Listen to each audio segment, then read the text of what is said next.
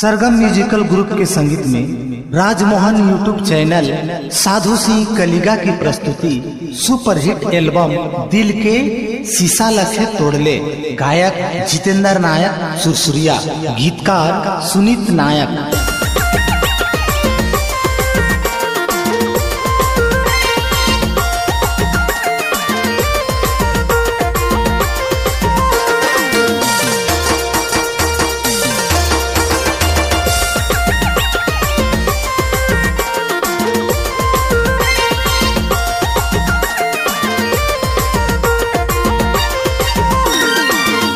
अबू कहले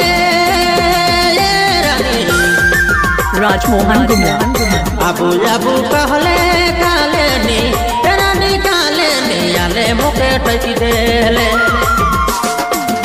दिले प्यार जागा सच्चा प्यार जागा मुके ठकी देले दिले प्यार जागा सच्चा प्यार जागा सच्चा प्यार जागा काले ठकी देले।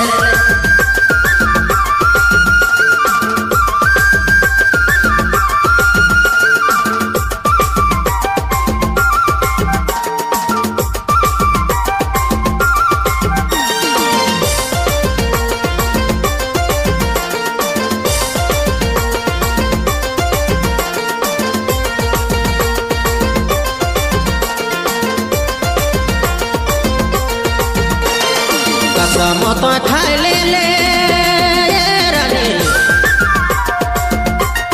कसम तो खाई ले सातर संगे जिंदगी बीतामू कही ठकी देले। डीजे राजमोहन गुमला दिले प्यार जागा सच्चा प्यार जागा मुके ठकी देले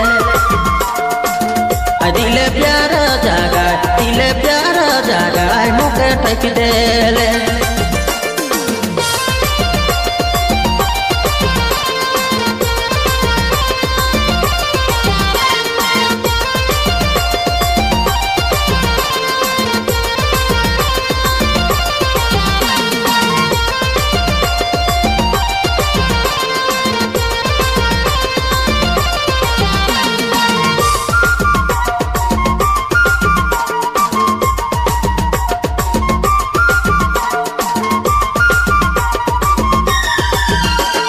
कभी छोड़ब कही सधु राजमोहन कभी छोड़ब कही जुदा करी तेरा ने जुदा करी दिले मुके ठकी देले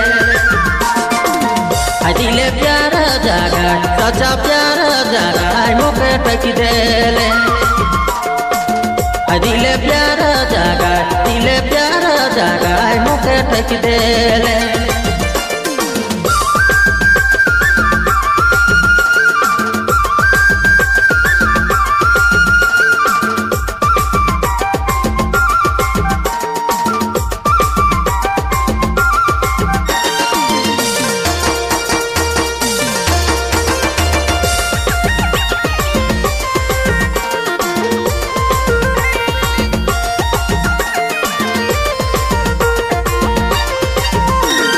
सुनीता कर दिल में रानी, सुनीता कर दिल में आइडिया लगा दिले प्यार जागा ले मुके ठकी देले